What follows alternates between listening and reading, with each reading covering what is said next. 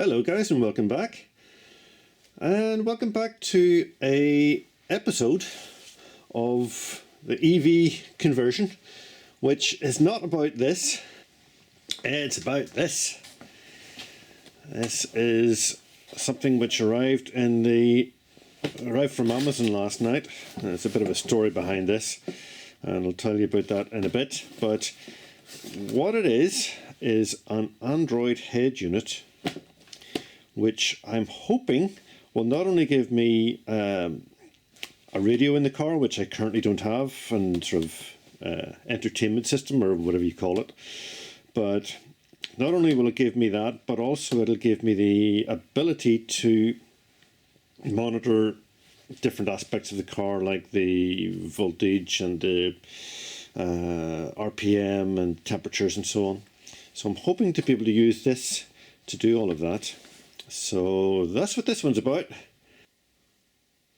Apologies if the light isn't great here, guys. It's kind of dark, miserable day in Northern Ireland.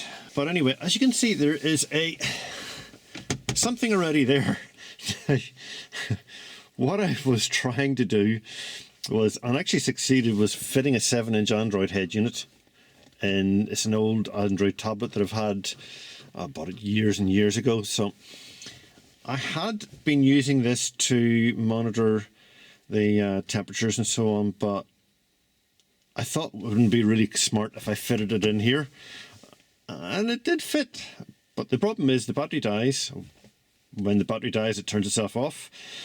And I've no way of turning it on again because the button is on the side here. So it worked fine for a day and then it stopped working because it couldn't turn it on. So I'll get this out and get the box opened and see what the situation is. Now, I don't know for sure if I'm going to be able to connect this today because I don't know if I have the correct connectors in the back there.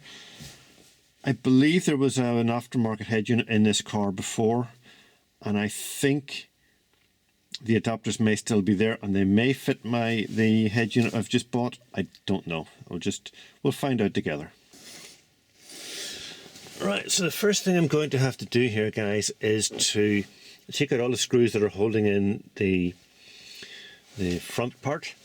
I should hopefully be able, I might actually have to undo the center console as well, because the center console armrest sort of area, if you look down there, you can see it's kind of overlapping the front bit. So in order to move all this back, you have to take off this center bit first. Right, guys, so now we'll have the two screws out here, two screws out from down here, and we'll have two from up here, the caps off the knobs, and the two screws out of the side. This whole thing should come out. That's bits of foam I was using for packing this thing in. I may not need to take it out the whole way. Let's see. This thing's as slippery as a bar of soap to try and hold on to. As I said, it's only an inch old Android head unit or tablet. I'm sure it's 10 years old, so it doesn't really matter. I'll set that up out of the way. So there's what we've got. Take this little connection out. I don't need this anymore. This is the how I was powering the Android, how I was powering the tablet. That's out. So what we've got are what I think might be the connections I'm after. The only thing is one of them has lost a wire has come out of it. And no idea what pin that's supposed to go into. Let's get the box open and see what's inside and see what we have to work with here. Right. So this is the official unboxing of the brand new to me Android head unit. There was a saga in the ordering of this. Basically what happened was I went into the eBay website on the Thursday before Black Friday. And Atoto have an eBay shop, which I can't remember the name of it now, but they have their own eBay shop. And Atoto is a big company, so you would think that they would be able to, you know, be no problem shipping to anywhere in the UK. Apparently not. Apparently they don't ship to Northern Ireland for reasons best known to themselves. Except that this one, or the one that I ordered on the eBay website, there was no restriction to ordering it to Northern Ireland. I didn't understand why. Saw that it was available, ordered it. It was a refurbished unit I was ordering, and thought nothing more of it. The next day I got an email saying, "Oh, we're terribly sorry. You're outside of our delivery area. We're going to have to cancel your order." Unfortunately, that's happened once too often to me in buying stuff off eBay, and the dummy came out of the pram, ricocheted around the room, and I emailed back saying that I was very unhappy with that, and if they did cancel the order, I would leave negative feedback. So the thing about Atoto, I don't know if you've ever heard of them or not before. I hadn't until fairly recently, but from what I understand, Atoto pride themselves in good customer service. So the girl in Atoto was terribly apologetic and came back and said, "Oh, we're sorry," and all this. Offered that if I paid an extra £25, I could get a brand new one sent over. Well, I'm afraid that did not go down very well either, and I just said no. There are plenty of courier companies that are more than happy to deliver to Northern Ireland. Get yourself a proper company, and I'm not accepting that. An hour or two later, I got another email back saying, "We've discussed it, and we can't send you the head unit you've ordered, a refurbished one. So instead, what we're going to do is send you one from the Amazon warehouse, a brand new one." So I was kind of surprised at that. Very pleased. Accepted, obviously. And the next day, this arrived. So basically, Atoto, if you can actually order the item, will give you excellent customer service. Not so much if you're just trying to buy it. That would be my takeaway from this. They have decided that their eBay website, and in fact their entire website that they have on the internet, just in the ordinary internet, they've decided that they will use a rubbish courier company that doesn't deliver to the whole of the UK, which I think is pretty poor. But if you do manage to get something ordered, then they will be very good. So it's a bit of an odd setup. Atoto, shame on you.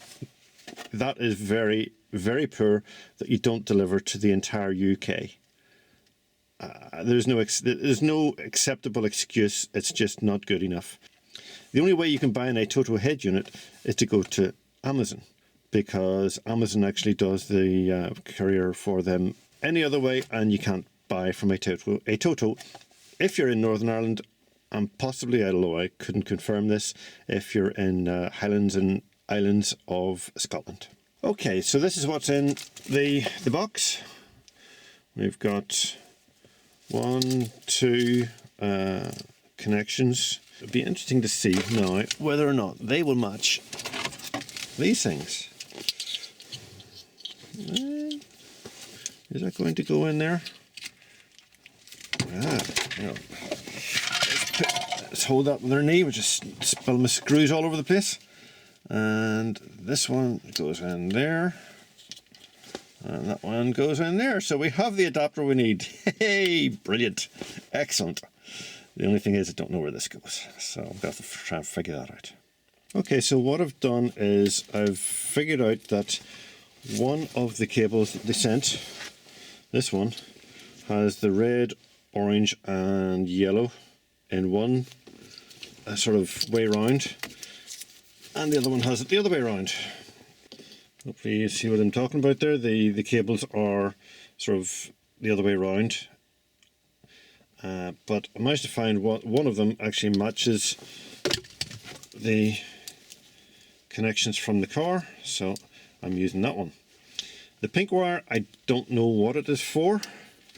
It may have been a spare wire that's not required. It may be for the pink wire, and this is a reversing camera. I don't know if you can see that or not. So obviously I don't have a reversing camera at this point. So I pushed it. I didn't want it floating about and maybe touch something that it shouldn't. So I just pushed it into a receptacle that's not being used on the other side. So hopefully we should be ready now to plug this in and see what happens. So these are the other cables that come with this. If you are interested in seeing a proper review of this head unit, there's a website I will put a link in the description down below. There's a guy, Saab Unleashed I think he calls himself. So definitely go over to his YouTube site, have a look if you're interested. These are all different things which I may or may not need, but I think one of them is a microphone, and not sure what the other stuff is. But anyway, that's all stuff that I might need. But for now, is brackets. Looks like some sort of a bezel. Need to be careful with that so it doesn't get broken. Another bezel. Oh, that's if you want to wire the thing in yourself. There's a instruction booklet, which probably won't get used. So here is the head unit itself. Now, as you see, it is a brand spanking new head unit. It has not been used before. It's not the refurbished one that I ordered, and I'm not the least bit concerned about that. Well, let's get it into the car and see just what we think. This one, this is a very much a base model head unit. The funny thing is, if Atoto had been doing deliveries to the whole of the UK, as they should, I probably would have bought an S8. I probably would not have even tried to buy the refurbished model, and it was only when I saw it on sale, it was down to something like I think I got it for 160 quid, and these are normally 200 and something. So it was a good deal. It was worth going for. They've only themselves to blame that they had the problem.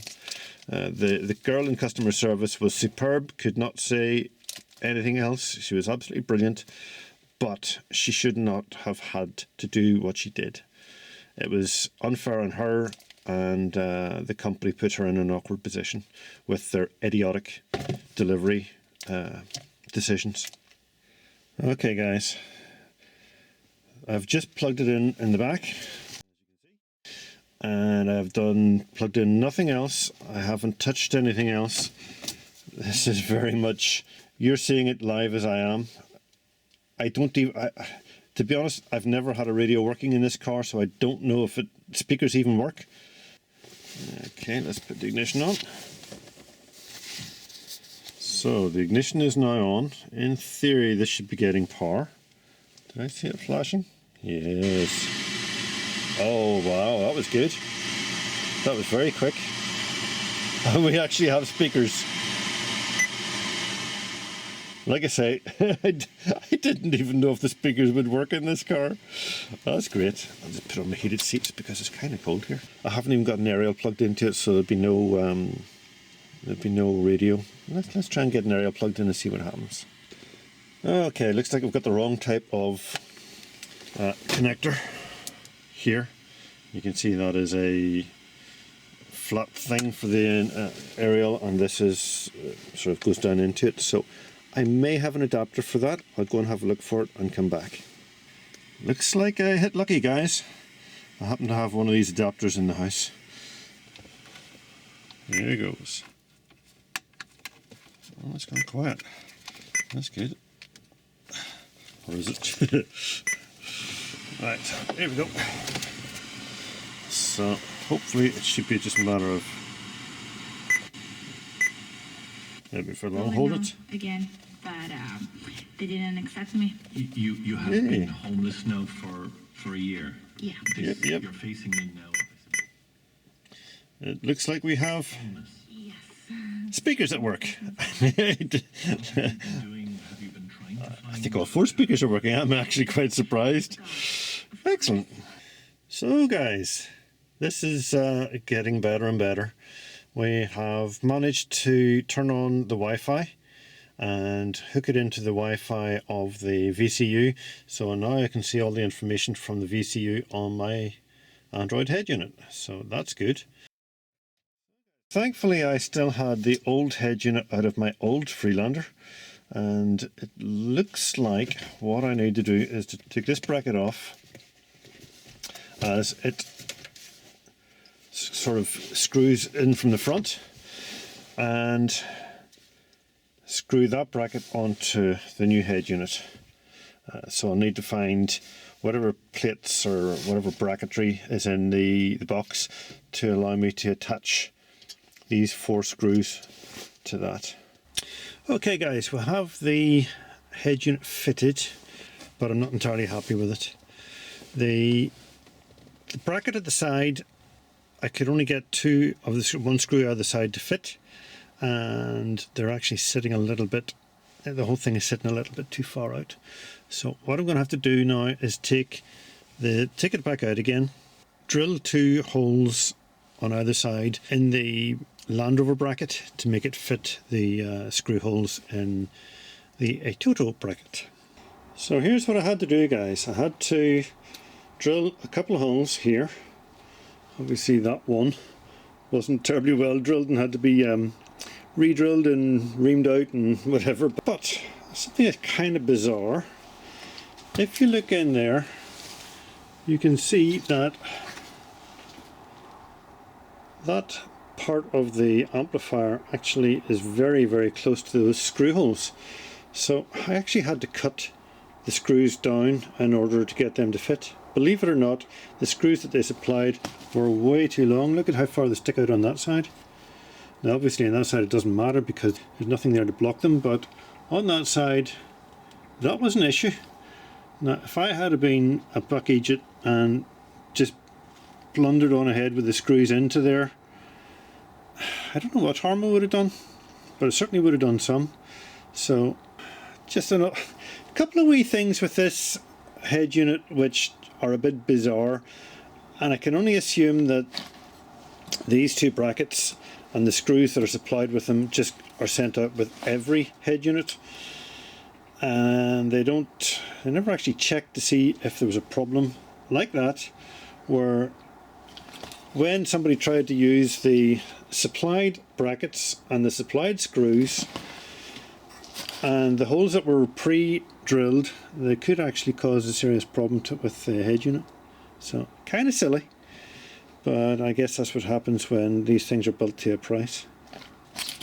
Having said that, I'm not complaining about the unit, because as far as I can tell, having played with the unit a little bit, it seems to be very nice. It seems to work well.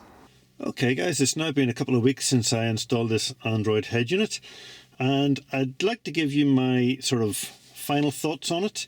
It's the first Android head unit I've ever used, so I've got nothing to compare it to. However, I would say that it seems to be quite quick. It seems to be very responsive when I go to change to other programs or apps. It sort of loads them very quickly, and yeah, there's no real issues with it. That's not coming up correctly because I don't have it on the internet at the moment. Let me see what else we've got. I'm still a newcomer to Android, so I still don't really understand it all. This is the graphic equalizer, which you can use to change the sound, which is very, I mean, look at that. You can basically make the sound any way you like. Very, very controllable. So it's as an Android head unit, I can only assume that it's good. I don't really know, but certainly it's working fine. It is perfect for my needs. A couple of small things that I'm not happy with.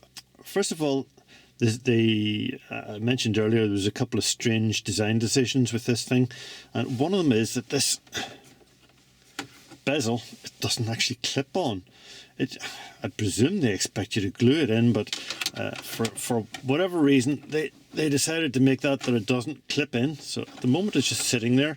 At some stage I might, if I can get it back in, at some stage I might glue it in, but for now it's just it hasn't been a problem. It hasn't fallen out on me, so I'll just leave well alone for now. But the other thing that I'm not 100% happy with is the volume control. Now if I try to push the volume control. Of course, now that I'm sitting in the passenger seat and operating it from here, it sort of sometimes works, sometimes doesn't. It's a bit of a faff. I know a lot of the Atoto head units have proper physical buttons for things like volume control, and I think if I was going to buy another one of these, I would buy one with physical buttons. I do not like these buttons on the side. They're not very sensitive. In my particular case, I cannot at the moment get the volume control and channel changing buttons on the steering wheel to work. I'm hoping to get a little module that will enable those to work at some stage in the future, but for now I just have to work with the buttons on the actual head unit itself. But I guess that's a minor point. Most people will be able to program in their buttons on the steering wheel and will not have that problem. But if you are like me and you've got an older car that either doesn't have buttons on the steering wheel, or it has very old buttons that have I think it's resistive or something rather than CAN controlled, then definitely go for a head unit that has physical buttons on it. One of the other things I managed to do, I don't know if you noticed it or not earlier, was to get the voltage showing on the head unit, and that is an absolute game changer for me. That is telling me how much charge I have still left in the battery pack, and that is absolutely critical information, because it means that I know if I'm about to run out, which I have done once and don't want to have to do again. Basically when that number goes down to approximately 330, I'm in trouble. I need to get it charged again. So my final take on this particular Android head unit is it is nice and responsive. It works quickly. It does have a couple of quirks, but for most people they'll not be a problem. And for my purposes, this is working a treat. I'm really, really happy that I'm able to get this amount of information on the screen. So yeah, I'm very happy with this. Like I said before, I do not know enough about Android head units to be able to compare this or to say if it's a good one or a bad one. But if you're interested in buying a head unit for yourself, I strongly recommend you go over to Saab Unleashed and have a look at his videos. The link will be in the description below, so have a look at that and check out the other links while you're there. And we'll see you next time. So thanks for watching, and bye for now.